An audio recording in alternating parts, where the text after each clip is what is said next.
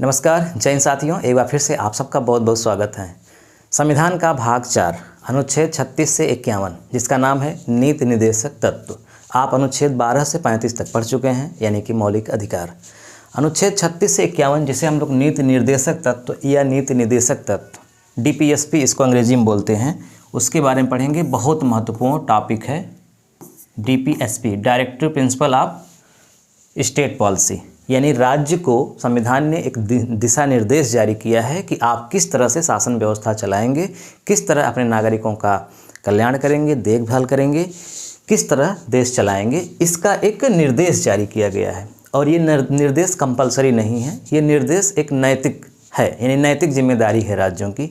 अगर राज्य इस जिम्मेदारी का वहन नहीं कर पाते तो इसके लिए उन्हें न्यायालय आदेश नहीं दे सकता कि आप क्यों नहीं कर पा रहे हैं, है ना। तो एक नैतिक जिम्मेदारी है और लगभग सारी चीज़ें आज नैतिक जिम्मेदारी के तौर पे हर राज्यों ने मान लिया है, केंद्र ने भी मान लिया है, यही नहीं प्राइवेट संस्थाओं ने भी मान लिया है। ये बड़े गर्व की बात है, एक बहुत बड़ी उपलब्धि है।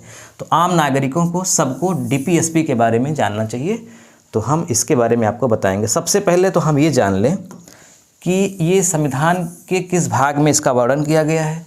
तो संविधान का भाग 4, टोटल 22 भाग हैं, हम 3 भाग पढ़ चुके हैं, तो भाग ये चौथे में आता है और आर्टिकल यानी कि अनुच्छेद आता है 36, 37, 38, यानी 36 से लेकर के 51 तक। दरअसल अनुच्छेद 12 से 51 तक ये पूरा, इसको संविधान की आत्मा ही कहा गया है एक तरह से। KT शाह ने इसको संविधान की आत्मा ही कहा, लेकिन 12 से 35 तक अलग कर दिया गया और 36 से 51 तक को अलग कर दिया गया।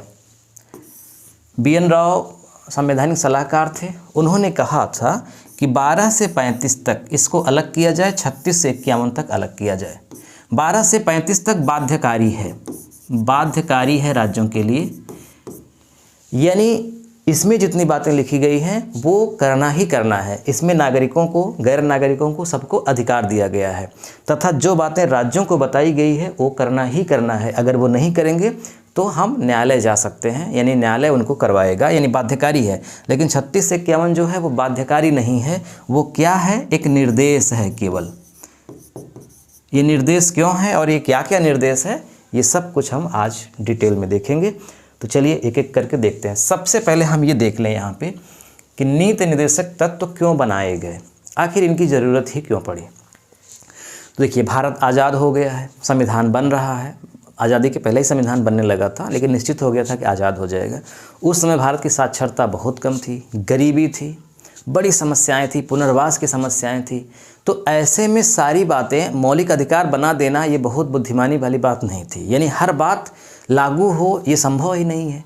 भाई अगर एक बाप के 4 बेटे हैं और वो चारों की डिमांड हो, और बाप कैसे पूरा कर सकता है? बाप तभी पूरा कर सकता है जब वो बहुत संपन्न हो, अमीर हो, उसके पास सब कुछ हो, तभी ना वो डिमांड पूरी कर सकता है। अगर बाप गरीब है तो वो फिर समझौता कराएगा, बच्चों की बहुत सारी चीज़ें ऐसी होंगी जो सांत्वना देगा कि अभी नहीं फिर कभी। तो ऐसी ही बहुत सारी चीज़ें थी जो नहीं हो सकती थी, समस्या थी, गरीबी थी, लेकिन समय के साथ सांत्वना दी गई कि हाँ भविष्य में ये होगा। तो नीति निर्देशक तत्व क्यों बनाए गए थे? तो समझिए, समानता और सामाजिक न्याय लाने के लिए, यानी भारत में समानता बिल्कुल नहीं थी, सामाजिक न्याय बिल्कुल नहीं था, ऊंच नीच भेदभाव बहुत ज़्यादा था।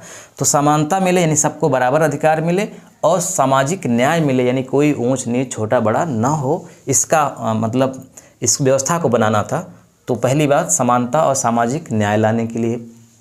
दूसरी बात गरीबी हटाने और लोगों का जीवन सुधारने के लिए। बहुत गरीबी थी, है ना, जीवन स्तर बहुत नीचे था, इसको सुधारना था। कल्याणकारी राज्य बनाने के लिए, क्योंकि उसके पहले जितने भी राज्य थे वो कल्याणकारी नहीं थे। कल्याणकारी राज्य का मतलब होता है कि राज्य में जितने भी गरीब, वंचित, SC, ST, OBC, पिछड़े वर्ग के लोग हैं उनको मुख्य धारा से जोड़ना, इसके लिए उनके लिए विशेष उपाय करना। जैसे कोई विकलांग है तो उसके लिए अलग विद्यालय बना देना या उसको और सुविधा दे देना। कोई दृष्टिबाधित है तो उसकी व्यवस्था करना, है ना, कोई मंद बुद्धि है तो उसकी भी व्यवस्था करना, कोई सामाजिक रूप से पिछड़ा हुआ है तो उसके लिए भी कुछ विशेष उपाय कर देना। ये कल्याण मतलब कल्याणकारी का मतलब ही होता है कल्याण करना। और कल्याण किसका किया जाता है? वंचितों का, गरीबों का, शोषितों का। तो हमारा देश कैसा है? कल्याणकारी देश है, समाजवादी कल्याणकारी राज्य। तो इस कल्याणकारी राज्य के मिशन को पूरा करने के लिए नीति निर्देशक जरूरी था। आर्थिक, सामाजिक, राजनीतिक, लोकतंत्र पूरा करने के लिए, है ना। आर्थिक मतलब जो गरीबी थी उसको मिटाना था, सामाजिक मतलब भेदभाव मिटाना था, राजनीतिक लोकतंत्र का मतलब होता है कि राजनीति में लगभग सबको भागीदारी हो, जो इच्छुक हो वो आए, ये भी पूरा करना था। और सरकार को क्या करना है इसका भी दिशा निर्देश देना है, नहीं तो सरकार मनमानी करेंगी, पूर्व काल के समय में जैसे होता आया है। तो संविधान में इस चीज़ को स्पष्ट रूप से लिखा गया। नीति निर्देशक तत्व की विशेषता क्या है? सबसे पहले हम विशेषता देखेंगे। अभी हम देखेंगे 36, 37, 38, 40 में क्या लिखा है, लेकिन इसकी विशेषता क्या है? न्यायालय में लागू नहीं होगा, नॉन जस्टिकेबल है, यानी जैसे मौलिक अधिकार को न्यायालय में लागू कराया जा सकता है, जो आपको अधिकार मिला है अगर वो पूरा नहीं हो रहा है तो आप सीधे न्यायालय जा सकते हैं। लेकिन यहाँ पर जो आपको अधिकार मिले हैं, जो बातें बताई गई हैं, वो अगर राज्य पूरा नहीं करा रहा है तो आप उसके खिलाफ न्यायालय नहीं जा सकते, क्योंकि राज्य को केवल ये नैतिक जिम्मेदारी दी गई है। तो न्यायालय में लागू नहीं होगा, ये राज्य की मर्जी, वो ऐसा करता है या नहीं करता। राज्य के लिए अनिवार्य मार्गदर्शक, हाँ ये मार्गदर्शक है, यानी राज्य जो भी नीतियाँ बनाएगा, जो भी विधि बनाएगा, उसके लिए इसको पढ़ेगा जरूर, इसी के आलोक में वो नीतियाँ बनाएगा, इसके खिलाफ नहीं बनाएगा। जो यहाँ लिखा गया है सारी बातें अभी जो आप पढ़ेंगे। कल्याणकारी राज्य की नींव, है ना, ये है, यानी कल्याणकारी राज्य की नींव भी है ये, इसकी विशेषता। समाजवादी, गांधीवादी, उदारवादी विचारों का मिश्रण है। अभी हम पढ़ेंगे कि समाजवादी का मिश्रण, गांधीवादी और उदारवादी, इनका मिश्रण नीति निर्देशक तत्व में कैसे है। और लंबी अवधि के सामाजिक लक्ष्य को पूरा करना है, और न्याय, समानता और विकास और सुरक्षा के लक्ष्य को भी पूरा करना है। तो नीति निर्देशक तत्व की ये विशेषताएँ हैं, इतनी बातों की गारंटी है। अब प्रश्न उठता है कि नीति निर्देशक तत्व को क्यों लागू नहीं किया जा सकता? क्यों लागू नहीं किया जा सकता? तो उसका पहला कारण ये है अभाव, यानी उस समय और लगभग आज भी भारत उस स्थिति में नहीं है कि जितने भी नीति निर्देशक तत्व में बातें बताई गई हैं उसको अनिवार्यतः लागू किया जाए। बहुत सारी बातें लागू हो गई हैं, जैसे अभी लागू क्या नहीं है, अनुच्छेद 44, इसमें क्या लिखा गया है कि पूरे भारत में एक समान नागरिक संहिता होनी चाहिए, यानी एक ऐसा कानून होना चाहिए जो हिंदू, मुस्लिम, सिख, ईसाई सभी धर्मों में समान हो, क्रिमिनल और दीवानी सब के लिए समान हो। लेकिन अभी यही नहीं हुआ है। आप देखेंगे मुस्लिम लॉ अलग है, क्रिश्चियन लॉ अलग है, हिंदू लॉ अलग है ना। तो हर राज्य जनजातियों का लॉ अलग है। तो लॉ अभी पूरा नहीं किया जा सकता, क्योंकि अभी भारत उस मैच्योरिटी, उस साक्षरता, बौद्धिक स्तर पर नहीं पहुंच पाया है। लेकिन हाँ, भविष्य में लागू किया जाएगा। तो बहुत सारी चीज़ें अभी हैं जो नहीं लागू हुई हैं। तो उस समय तो बहुत ज़्यादा अभाव था, संसाधन कम थे। तो अब राज्यों को यही बताया जाएगा ना कि जब आप समृद्ध हो जाएंगे, संपन्न हो जाएंगे, तो अपने यहाँ किसी को भूखे नहीं मरने देंगे, सबको रोजगार देंगे। अगर ये वहीं पे कह दिया गया होता 50 में ही कि राज्य सबको रोजगार देगा, जितने 18 वर्ष से और 14 वर्ष से लेकर के 64 वर्ष के बीच में जितने भी लोग हैं सबको रोजगार दिया जाएगा अनिवार्यतः, तो राज्य क्या करेगा? उसके पास रोजगार ही नहीं है, तो कैसे पूरा कर सकता? इसीलिए भविष्य के लिए छोड़ा गया कि नहीं, राज्य यह व्यवस्था करेगा कि वह सबको रोजगार दिला सके। तो अभाव था, इसलिए लागू नहीं किया जा सका, मुख्य रूप से यही। और सामाजिक विषमताएं इतनी थी कि एक ही झटके में कानून बना करके भी नहीं उसको पालन किया जा सकता। भाई कानून का भी पालन तभी होगा जब बुद्धिजीवी लोग होंगे। साक्षरता इतनी कम है। आप जान लीजिए कि जब 1829 में सती प्रथा का उन्मूलन हुआ था तो कितने लोग विरोध में आ गए थे कि हमारे धर्म के साथ खिलवाड़ हो रहा है। राजा Ram Mohan Roy, Lord William Bentinck के खिलाफ कितने पुतले फूंके गए थे, जबकि वो बहुत सही था, लेकिन बौद्धिक स्तर कमज़ोर था, पिछड़ा समाज था, गरीबी थी, सांस्कृतिक रूप से पिछड़े थे, शिक्षित नहीं थे। तो उनको लगता था कि हमारे धर्म में जितनी भी चीज़ें हैं वो सब सही ही हैं, है ना। लेकिन आज हम देखते हैं कि नहीं, वो सुधार बहुत ज़रूरी था। तो उस समय जब भारत आज़ाद हुआ, ऐसी बहुत सारी विसंगतियाँ थी जिसको कानून से एक ही झटके में ख़त्म किया जा सकता था, लेकिन वो एक्चुअल ज़मीन पे ख़त्म नहीं होता, क्योंकि ख़त्म करने के लिए लोगों को आगे आना होगा। जागरूकता ज़रूरी है, जो कि समय के ही साथ होगा। तो इसलिए तत्काल में लागू नहीं किया जा सका। अब देखिए मूल अधिकार और नीति निर्देशक तत्व में अंतर क्या है, यहीं पढ़ लें। फंडामेंटल राइट्स और डीपीएसपी। मुख्य अंतर ये है कि जो फंडामेंटल राइट है वो नागरिक के अधिकार हैं और डीपीएसपी सरकार के लिए निर्देश है। यानी यहाँ पे अधिकार हैं और ये सरकार के लिए, यानी ये नागरिक और व्यक्तियों को दिए गए हैं और ये सरकार को दिए गए हैं, सरकार को निर्देश है। न्यायालय में लागू होगा ये और न्यायालय में लागू नहीं होगा।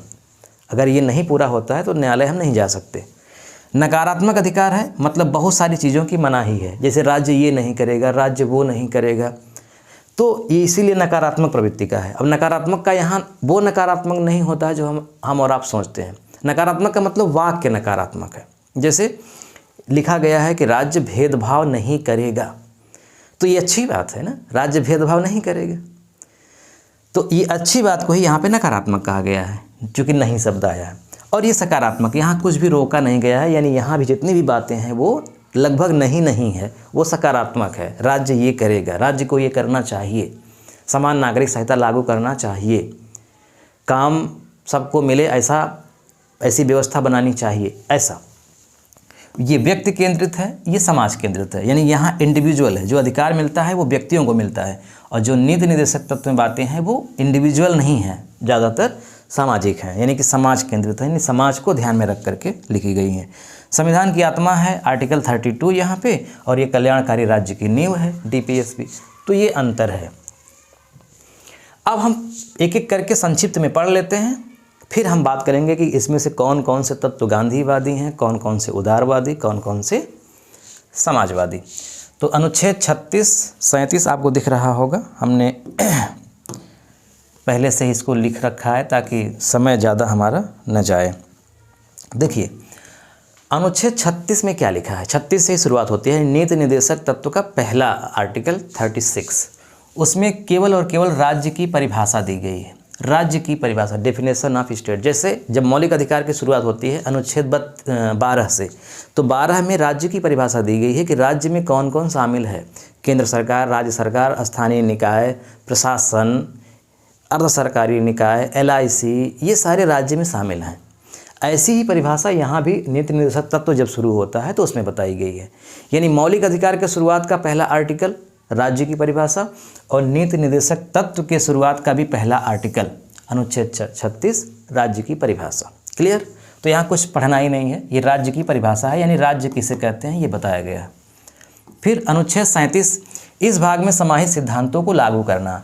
इसमें ये कहा गया है कि राज्य जो है जो नीति निर्देशक तत्व हैं उसे लागू करने की कोशिश करेगा, लेकिन ये न्यायालय योग्य नहीं है। राज्य जब नीतियां बनाएगा अपनी, तो उन नीतियों में इसको ध्यान रखेगा कि ये दिशा निर्देश है, ऐसे ऐसे हमको कानून बनाना है। लेकिन अगर राज्य लागू नहीं करा सका उसे, तो नागरिकों को ये अधिकार नहीं है कि वो न्यायालय चले जाएं इसे लागू कराने के लिए। न्यायालय रिजेक्ट कर देगा उनके याचिका को, ऐसा 37 में बताया गया है। तो ये दो चीज़ें हैं, ये बहुत ही सिंपल है। अब यहाँ से शुरुआत होती है अनुच्छेद 38 से। क्या लिखा है अनुच्छेद 38 में? क्या लिखा है या क्या है? राज्य द्वारा जन कल्याण के लिए सामाजिक व्यवस्था को बढ़ावा देना। अनुच्छेद 38 में साफ साफ लिखा है कि राज्य का मतलब यहाँ पे केंद्र सरकार, राज्य सरकार, स्थानीय निकाय, सब, यानी सरकारों का यह अधिकार है, दायित्व है, कर्तव्य है कि वो अपने यहाँ के सभी नागरिकों को, चाहे वो सामाजिक, आर्थिक, राजनीतिक किसी भी रूप से पिछड़े हों, कितना भी भेदभाव हो, उनके लिए समान व्यवस्थाएं लागू करें। कोई भेदभाव वाली व्यवस्था नहीं होनी चाहिए। जिस तरह का व्यक्ति है उस तरह की उसकी व्यवस्था रोजगार में भी होनी चाहिए, सब में। यानी सामाजिक व्यवस्था को बनाना है, जो ऊंच नीच और भेदभाव की चीज़ें हैं उन्हें समाप्त करना है, ऐसा कानून बनाना है। अनुच्छेद 38 में लिखा है। अनुच्छेद 39 में लिखा है राज्य द्वारा अनुसरण किए जाने वाले कुछ नीति निर्देशक तत्व। 39 को थोड़ा हम विस्तार में पढ़ लेते हैं। देखिए अनुच्छेद 39 में क्या क्या है। अनुच्छेद 39 में ABCDEF 6 चीज़ें लिखी गई हैं। क्या क्या? पुरुष महिला समान आजीविका अवसर, यानी संविधान कहता है कि राज्य कोई भेदभाव नहीं करेगा, पुरुष के लिए भी और महिला के लिए भी समान आजीविका यानी कमाई का समान अवसर होना चाहिए। ऐसा नहीं कि पुरुषों के लिए ज़्यादा अवसर हो, महिलाओं के लिए कम, नहीं, समान अवसर होना चाहिए। हाँ, शुरुआत में समान अवसर नहीं था, आज भी समान अवसर नहीं है, अभी कम है, लेकिन उस खाई को पाटी जा रही है कि नहीं। जैसे आरक्षण दिया जा रहा है आज, तो आरक्षण देने का सिद्धांत क्या है कि जो महिलाओं की भागीदारी कम है वो बढ़े। समान अवसर तो है कि महिला भी फाइट कर सकती है इस प्रतियोगी परीक्षा को, पुरुष भी, लेकिन चूँकि वो हज़ारों सालों से शोषित रही, उनका मानसिक स्तर कुछ कमज़ोर हो गया सामाजिक कारणों से, प्राकृतिक कारणों से नहीं, सामाजिक कारणों से, इसलिए उनको कुछ उठाना ज़रूरी है। तो जो आरक्षण की नीतियाँ बनाई गई हैं महिलाओं के लिए, वो दरअसल इसी खाई को पाटने के लिए ही हैं। तो पुरुष महिला समान आजीविका का अवसर होना चाहिए। 39 का बी में लिखा है संसाधनों का समान वितरण होना चाहिए। जितने भी भारत के संसाधन हैं वो सब में SC ST OBC महिला पुरुष सब में बराबर वितरित होने चाहिए, किसी को न कम न किसी को ज़्यादा। 39 का सी में लिखा है आर्थिक शक्ति का केंद्रीकरण होना चाहिए। इसमें बहुत डिस्ट्रीब्यूशन नहीं होना चाहिए आर्थिक शक्ति का, क्योंकि आर्थिक शक्ति केंद्रीकरण का मतलब समाजवादी सिद्धांत होता है। यानी समाजवाद ये चाहता है कि राज्य ये देखे कि हमारे यहाँ बहुत किसी को, कोई अमीर तो नहीं हो जा रहा है बहुत, और न ही कोई बहुत गरीब। जैसे आज हमारे यहाँ कुछ ऐसे लोग हैं जिनके पास इतना धन है कि पता ही नहीं है कितना धन है, असीमित धन है, बहुत धन है। लेकिन वहीं पर उसी समय हमारे देश में कुछ ऐसे भी लोग हैं आज जो दरिद्रता के शिकार हैं, यानी खाए बिना भी मर रहे हैं, ऐसी भी स्थिति में है। तो इतना अंतर क्यों है? ये राज्य की नाकामयाबी है, इसी को मिटाना। ये कहता है आर्थिक शक्ति का केंद्रीकरण हो, यानी राज्य इतने शक्तिशाली हो कि इतनी लंबी खाई ना हो, इतनी बड़ी खाई ना हो कि एक तरफ अथाह पैसा है, एक तरफ खाने के लिए नहीं है। उनके पास जो बहुत पैसा है उसको लिया जाए, वहाँ से इनको दिया जाए, इस खाई को कम किया जाए, है ना, बहुत अंतर ना हो। समान काम के लिए समान वेतन, ऐसा नहीं कि एक ही काम को स्त्री कर रही है तो कम पैसा मिल रहा है, पुरुष कर रहा है तो ज़्यादा मिल रहा है, ये नहीं होना चाहिए। जो काम जो कर रहा है उस काम के लिए सबको बराबर पैसा मिलना चाहिए।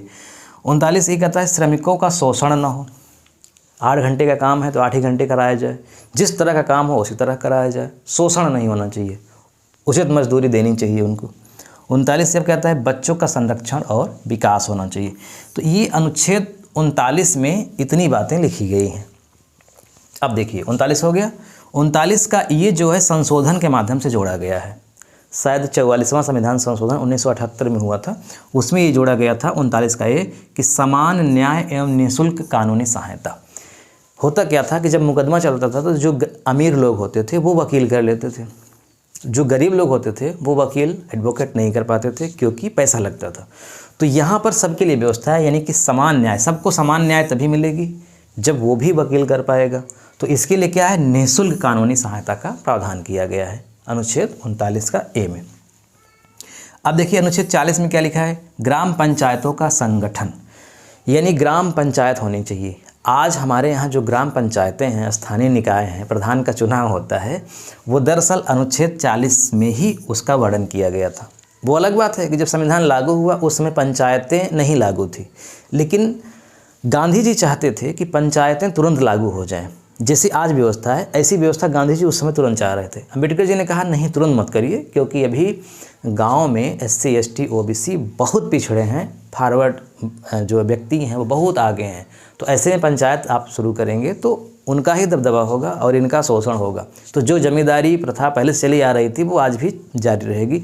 इसलिए अम्बेडकर पंचायतों का विरोध कर रहे थे।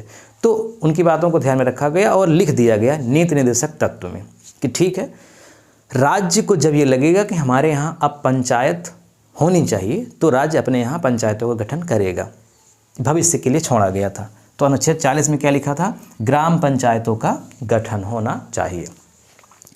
अनुच्छेद 41 में क्या है, कुछ मामलों में काम का अधिकार, शिक्षा का अधिकार तथा सार्वजनिक सहायता का अधिकार।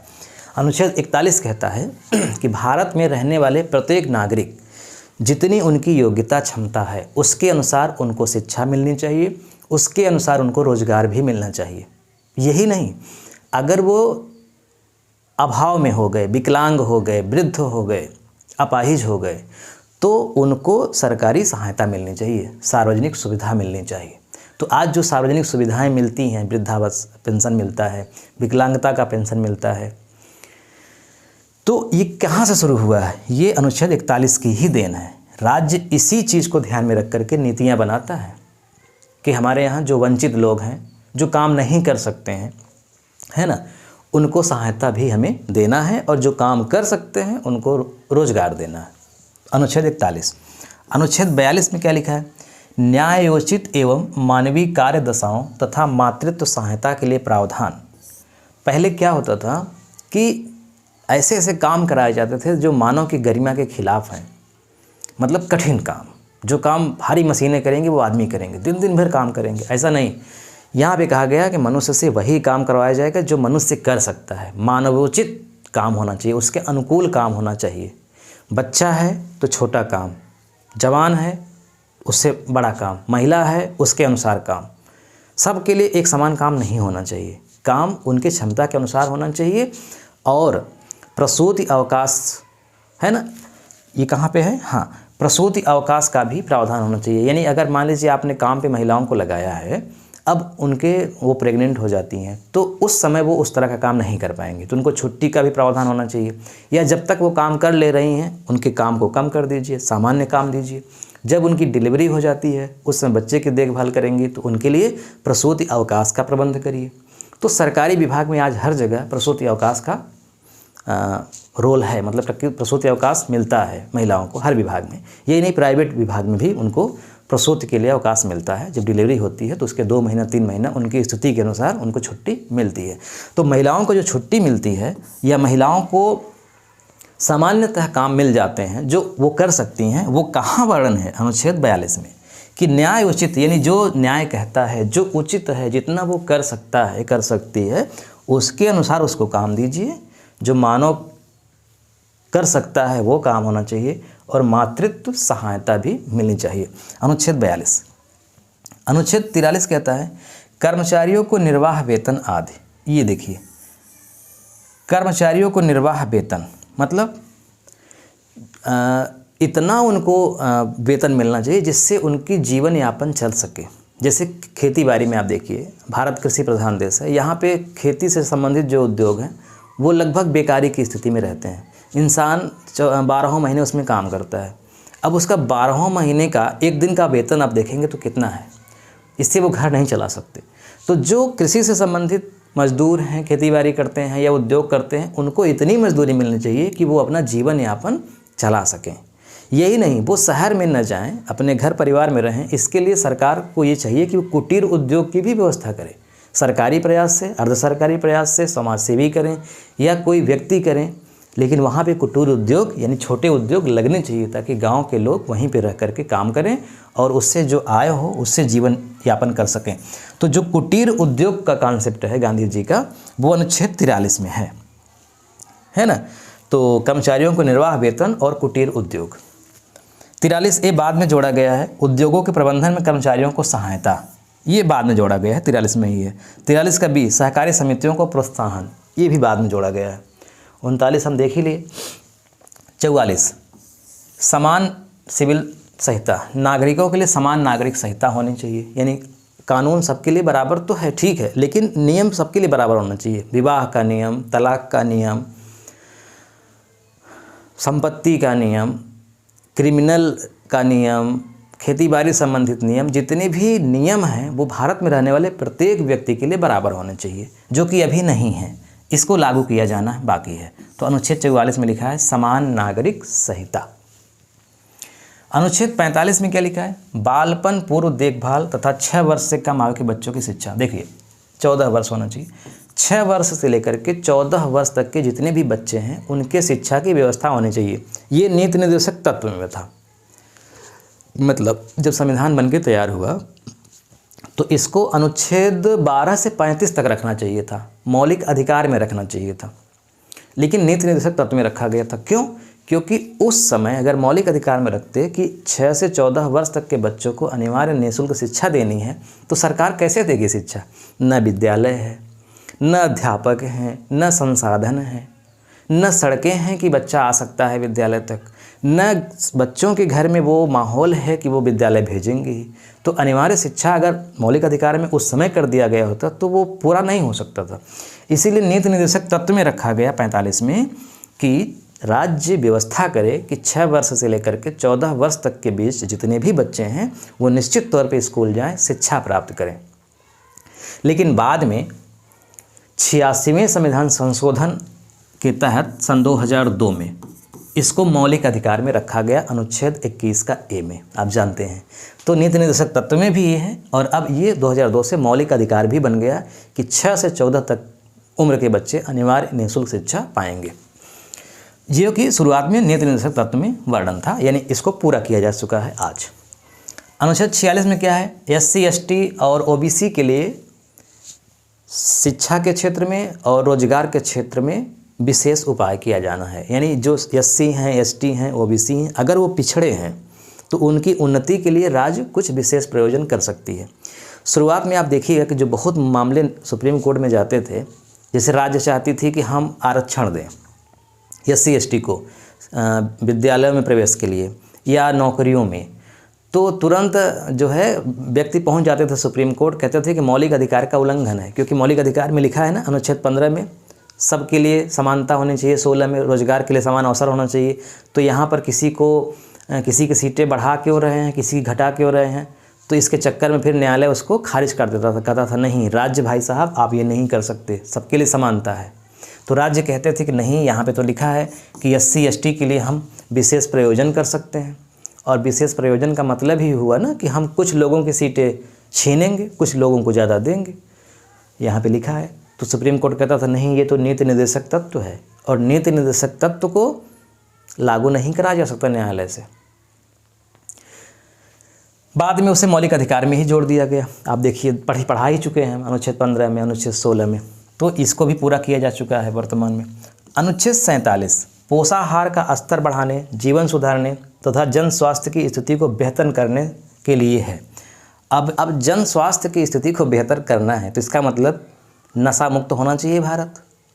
तो यहाँ पे दिशा निर्देश दिया गया राज्यों को कि राज्य ये व्यवस्था करे कि उसके यहाँ मादक पदार्थ बैन हो, मादक पदार्थ नशा मुक्ति पर नियंत्रण होना चाहिए, सरकार इसकी रोकथाम करे, यानी कि शराब, गुटखा, पान मसाला ये सरकार बंद करवाए।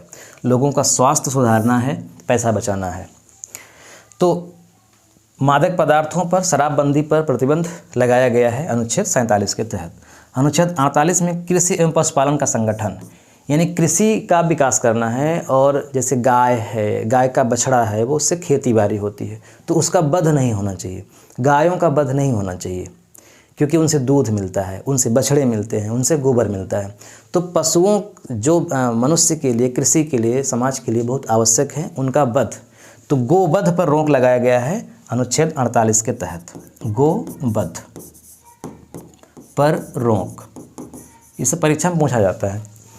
अनुच्छेद 48A में बाद में जोड़ा गया है संविधान संशोधन से, पर्यावरण संरक्षण एवं संवर्धन तथा वन एवं वन्य जीव की भी सुरक्षा होनी चाहिए।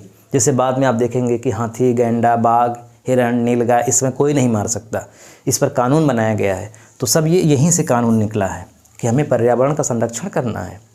आप पर्यावरण के जीवों को ही मारेंगे तो संरक्षण कैसे होगा ना। अनुच्छेद 39 में है कि स्मारकों का राष्ट्रीय महत्व, जितने भी हमारे यहाँ राष्ट्रीय स्मारक हैं, पुरानी सभ्यताएं हैं, जो हमारी पहचान है, उनकी रक्षा होनी चाहिए, उनको कोई ऐसे ही नष्ट ना कर दे, ये राज्य की जिम्मेदारी है। इसलिए आप देखेंगे कि राज्य प्राचीन जो स्थल हैं, जो सभ्यताओं के स्थल हैं, वो किसी भी धर्म के हों, जाति मजहब के हों, किसी भी शासक के हों, ये सरकार का कर्तव्य होता है कि उसका संरक्षण करे, और करती है। अनुच्छेद 50 में है न्यायपालिका का कार्यपालिका से अलगाव। ये दिशा निर्देश है कि राज्य हमेशा ये कोशिश करे कि न्यायपालिका और कार्यपालिका एकदम अलग अलग हों, कभी मिक्स ना हो। तो न्यायपालिका अलग हो, कार्यपालिका अलग हो। और अनुच्छेद 51 में लिखा है अंतर्राष्ट्रीय शांति एवं सुरक्षा बनी रहे, ऐसा भी प्रबंध राज्य को करना चाहिए। तो इस तरह से 36 से 51 तक हम देखते हैं कि नीति निर्देशक तत्व तो राज्यों को एक नैतिक कर्तव्य के रूप में दिए गए हैं। अब इसमें 3 मुख्य सिद्धांत हैं, समाजवादी सिद्धांत, गांधीवादी सिद्धांत और उदारवादी सिद्धांत। यानी जो नीति निर्देशक तत्व है हमारा, उसमें 3 तरह के सिद्धांत हैं। समाजवादी सिद्धांत, समाजवाद का मतलब क्या होता है? समाजवाद का मतलब होता है कि ऐसी व्यवस्था, मतलब ऐसा समाज जहाँ ऐसी व्यवस्था हो कि वितरण पर राज्य का नियंत्रण हो, कंपनियों पर राज्य का नियंत्रण हो, मतलब पूंजीवाद निजीवाद न के बराबर हो। सरकार सार्वजनिक संपत्तियों की रक्षा करे और वो वितरित करे कि किसको कितना देना है। इसीलिए आप देखेंगे कि बाद में प्राइवेटाइजेशन के स्थान पे ये जो सरकारी संपत्ति मतलब खरीदी जाती है ना, तो निजीकरण के स्थान में सार्वजनिकरण शुरू हुआ है। बड़ी बड़ी कंपनियों को खरीदा गया है, सरकार ने अपने अंडर में लिया है। इससे ये होगा कि वो हर वर्ग का ध्यान रख पाएगी। अगर प्राइवेट कंपनियां होंगी तो वो हो सकता है कि जो दबे कुचले शोषित वर्ग के लोग हैं उनको नौकरी में ही न रखे या उनको मजदूरी ही कम कर दे, भेदभाव भी कर सकती है, लेकिन राज्य नहीं करेगा। इसलिए समाजवादी व्यवस्था चाहती है कि राज्य का इस पर नियंत्रण हो और समान वितरण हो, यानी जिसकी जितनी योग्यता है उसके अनुसार वो उतना काम करे और जितनी जिसकी आवश्यकता है उसके अनुसार उसको वेतन मिले। ये समाजवादी सिद्धांत कहता है। और इस सिद्धांत का पालन करने के लिए हमारा अनुच्छेद 38 है, अनुच्छेद 39 है ना, अनुच्छेद 41 है, अनुच्छेद 42 है।